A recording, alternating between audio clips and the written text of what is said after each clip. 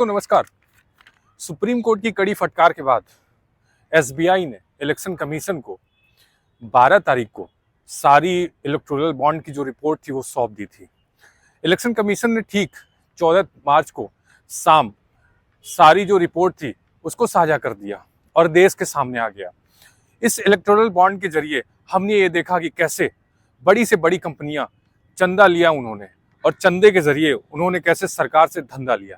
इस electoral bond में ऐसी 30 कंपनियां हैं।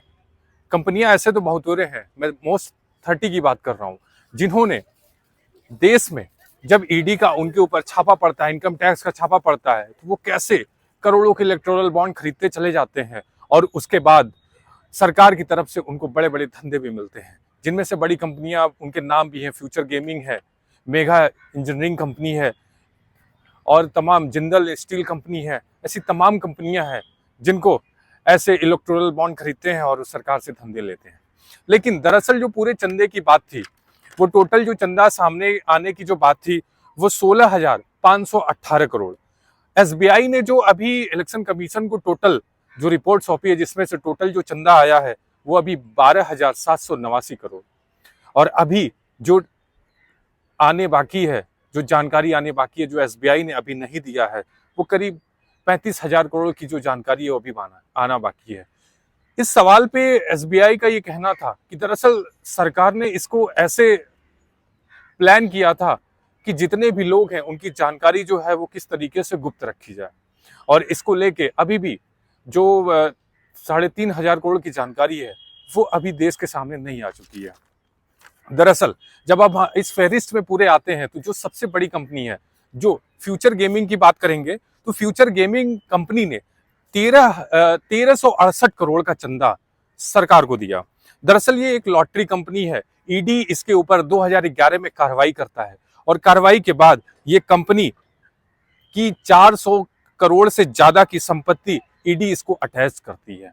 लेकिन होता क्या है, आने वाले टाइम में ये कंपनी 1368 करोड़ का चंदा जो है वो सरकार को दे देती है।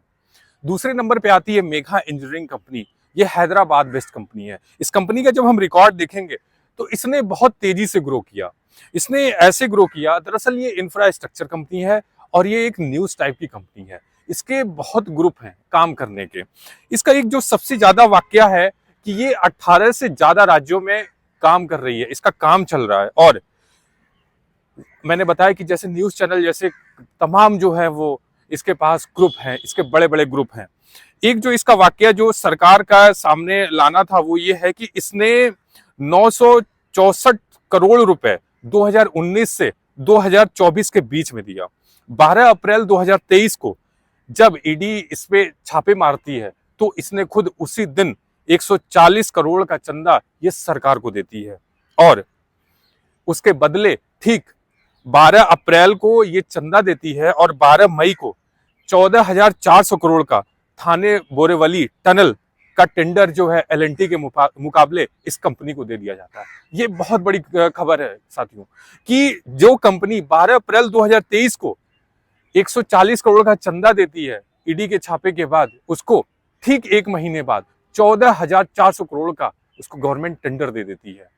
थाने बोरेवली बहुत बड़ा टेंडर है। मैं तो मुंबई गया हूं, मैंने मुंबई में देखा था, बहुत बड़ा टेंडर है। और इसको लेके एलएनटी जो कि देश की सबसे टॉप मोस्ट वर्किंग कंपनी है, उसके मुकाबले इसको दे दिया जाता है। तीसरे नंबर की जो कंपनी आती है वो क्विक सप्लाई चेन है, जो 4 जनवरी 2022 को सिर्फ एक दिन में 225 करोड़ का चंदा जो है वो सरकार को दे देती है।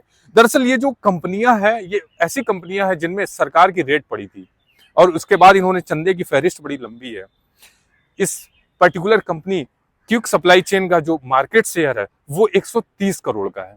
130 करोड़ का मार्केट शेयर है, जबकि अगर प्रॉफिट की बात करें तो तमाम ऐसी कंपनियां हैं जिनका प्रॉफिट शेयर कम रहा है और उसके बाद भी इन्होंने सरकार को भर भर के चंदे दिए हैं। इसमें जो इसका प्रॉफिट शेयर है वो सिर्फ 27 करोड़ का है। और इस कंपनी की डायरेक्टर की बात करें तो वो रिलायंस इंडस्ट्रीज से आते हैं और ऐसा ये देखा गया है कि ये कंपनी कहीं ना कहीं रिलायंस से भी कोरिलेट करती है। और मैं आपको बता दूं कि जो चंदे की फहरिस्त है इसको देख के जिंदल कंपनी को भी के ऊपर भी ईडी छापे मारती है और जिंदल कंपनी एक दिन में 25 करोड़ का सरकार को चंदा देती है और चंदा देने के बाद उसको कोल माइनिंग का टेंडर गवर्नमेंट अलॉट कर देती है। तो ऐसे तमाम कंपनियां हैं, अगर हम उठा के देखेंगे और सारे पे अगर सरकार हो या ईडी हो या आईटी हो सख्त हो जाए तो आने वाले समय में करीब 1500 ऐसी कंपनियां जो आज के समय में तुरंत उस पर ताले लग जाएं। इसको लेकर राहुल गांधी ने भी तमाम जो है सवालात किए। उन्होंने देश की सरकार हो या फिर ईडी हो आईटी हो, इन्होंने देश का इसको सरकारी एजेंसी होने के साथ साथ इन्होंने बोला ये सरकार की एजेंसियां हैं, ये कोई भी कार्रवाई नहीं कर रहेंगी। और इन्होंने सुप्रीम कोर्ट से गुजारिश की है कि एक एसआईटी बना के इसकी जांच की जाए। आने वाले समय में अभी तमाम और भी जानकारियां हम आपको साझा करते रहेंगे। तब तक के लिए बहुत धन्यवाद।